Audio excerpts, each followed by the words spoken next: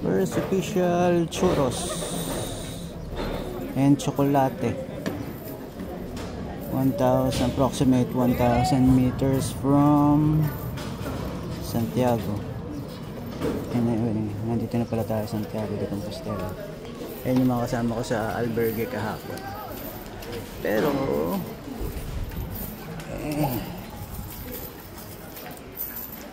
wala. You can see Santiago de Compostela.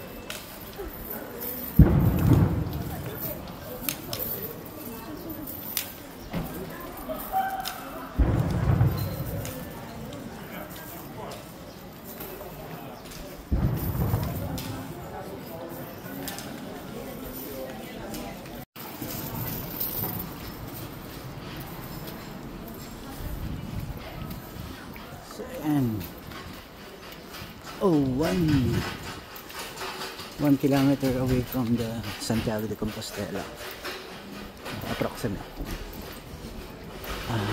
Kasama natin yung mga animals and the doggy dogs.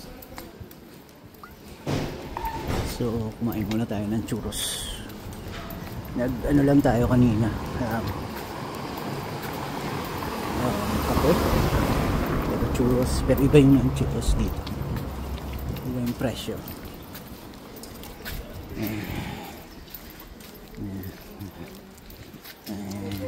Churros aquí is perfecto. Yun lang.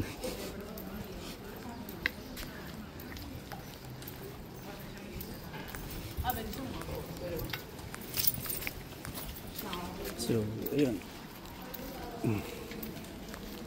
maraming ng pilgrims na actually pati yung mga nakasama ko sa albergue kahapon is nakasama ko dito. Ayun, nakita nyo ba yun? Dito tayo sandali.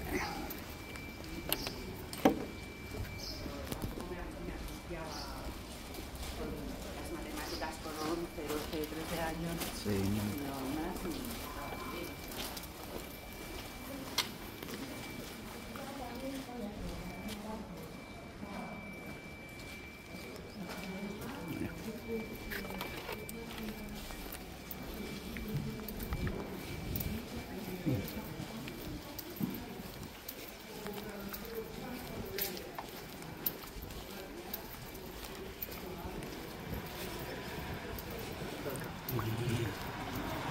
Sabi nila meron daw mga dito nalagaan ng mga albergue.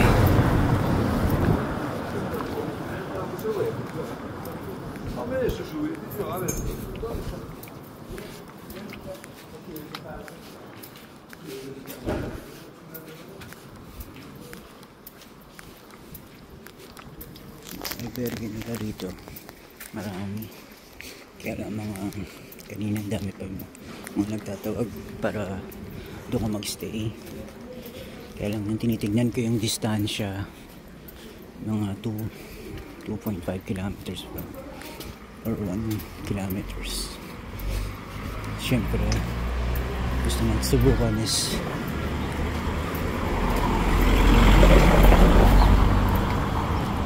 masubukan natin yung mas malapit sana.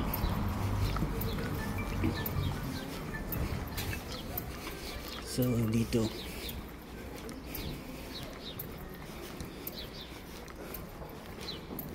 maaga tayo makakakuha ng albergue. Makapag-settle tayo. Tapos sana ma-meet din natin yung isa sa mga sinasabing wala, buwan kami no, sinasabi nila na mayroong Pilipina chaplain dito na sa simbahan malapit dito. Hindi ko lang alam kung aabutan ko pa yung hindi ko pa alam kung maabutan ko yung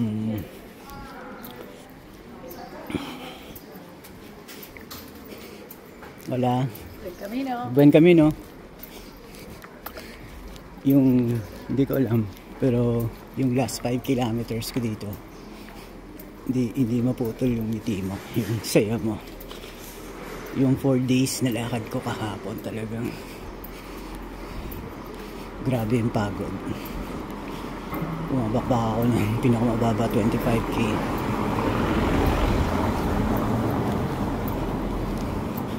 Tapos may mga ruta na kahapon medyo nalis ako sa ruta.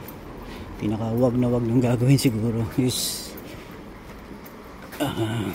inano ko yung Google Map. So iba yung tinuro ng Google Map, mas malayo siya kumpara dun sa traditional na Camino de Santiago na path. Yung napuntahan ko talagang wala ng signage, tapos yun yung tinuturo sa yung pinakamalapit papunta doon. Pero kung kinuha ko yung review ko, mas malapit pala yung ano, wala.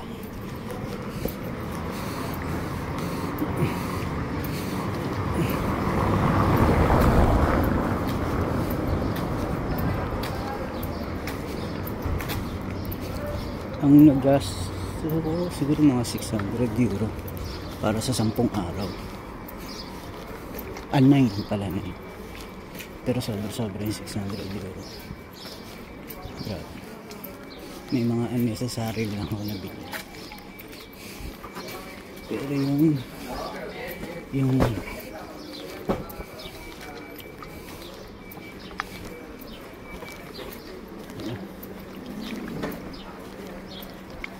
ayun na, kaya na, ito na. So ito na yung papunta sa katedral.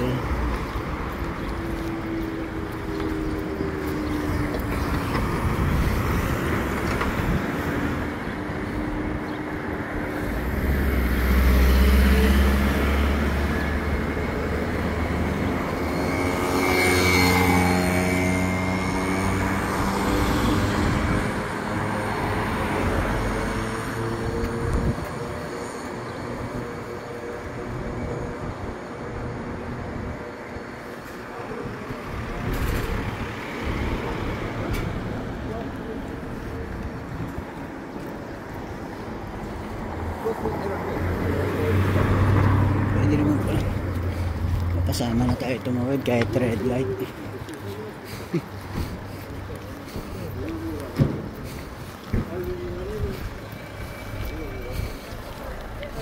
Sarap pa sana mag-ikot dito, pero gagawin tayo ng oras.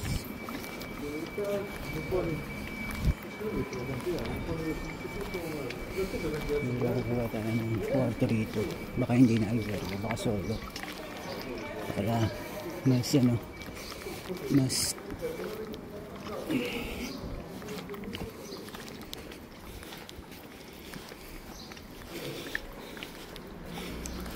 makapahinga tayo.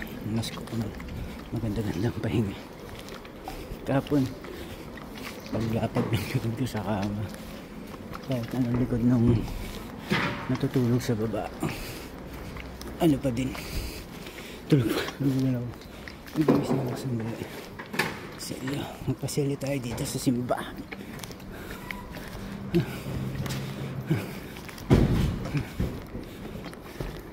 Usually ganito.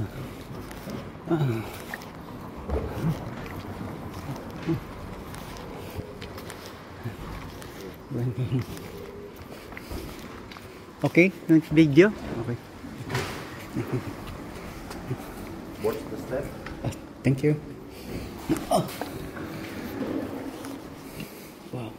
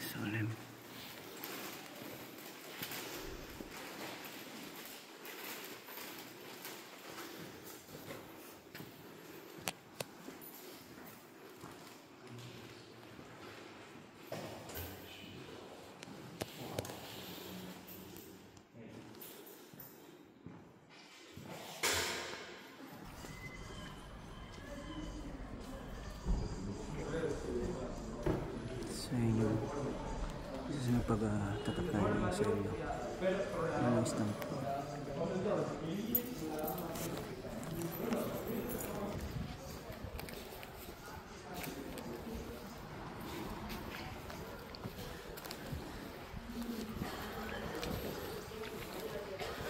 So bukas kuha na tayo ng schedule ng van papunta ng Madrid, or worst comes to worst makapunta na tayo.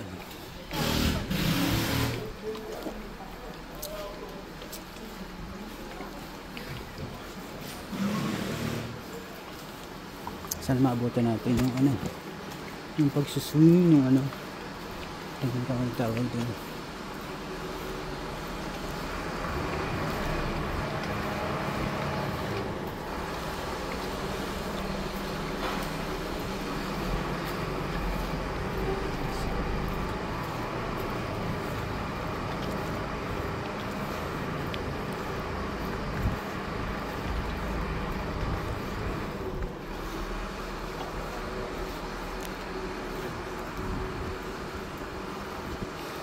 Post ko lang to, may babalikan lang ako.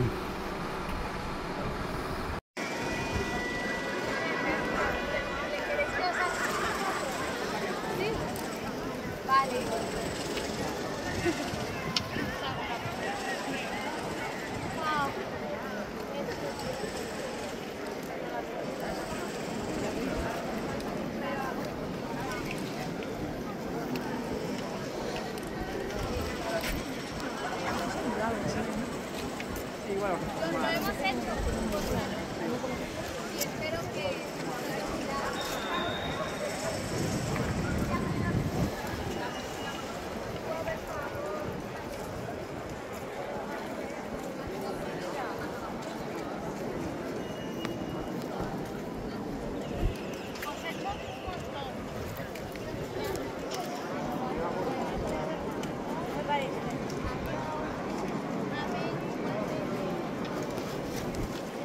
perfecta.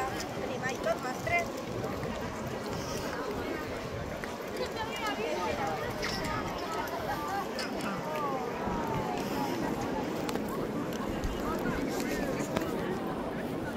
Hay que entrar.